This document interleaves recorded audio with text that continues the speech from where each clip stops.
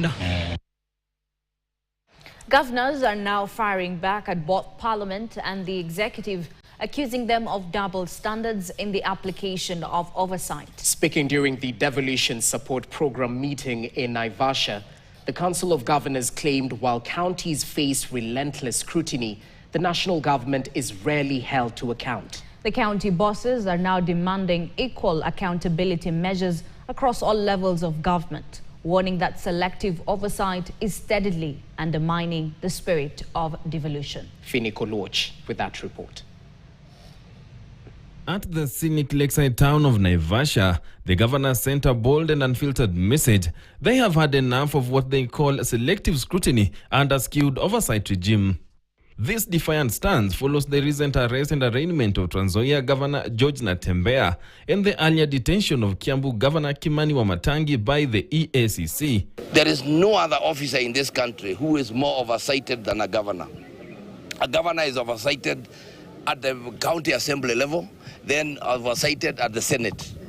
So who oversights the rest of these other officers? Council of Governors Deputy Chairperson Mutai Kahiga says county bosses face relentless layers of accountability, unlike the national leadership, including the presidency, which he claims operates largely unchecked. The president should be essentially being oversighted by Parliament, but your guess is as good as mine.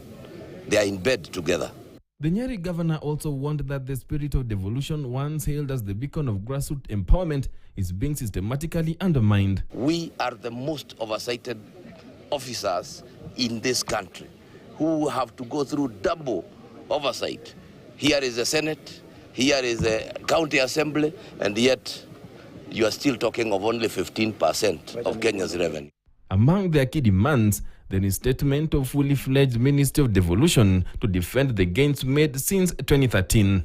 We would want a fully fledged ministry that is really ensuring that we stop teetering and we walk straight and make giant steps towards full realization of devolution. Governors also raised alarm over chronic delays in disbursing county funds, warning that the cash flow crisis is grinding essential services to halt. We also share your frustration as development partners in the flow of funds, in the timely disbursement and release of funds for projects, and especially in timely appropriation of funds. When we pass this schedule, this is like law, Mr. Speaker, but this law is never followed by Treasury. So I think this is one issue that we really need to interrogate, so that to ensure that when we pass a disbursement schedule, Treasury must look for the money and get that money to the counties. The governors also slammed members of parliament for their aggressive push to control the National Government Constituencies Development Fund, NGCDF, which they argue is unconstitutional. The role of an MP, there are three roles, that is oversight, representation and legislation. So the issue of CDF doesn't arise. CDF should just simply be taken.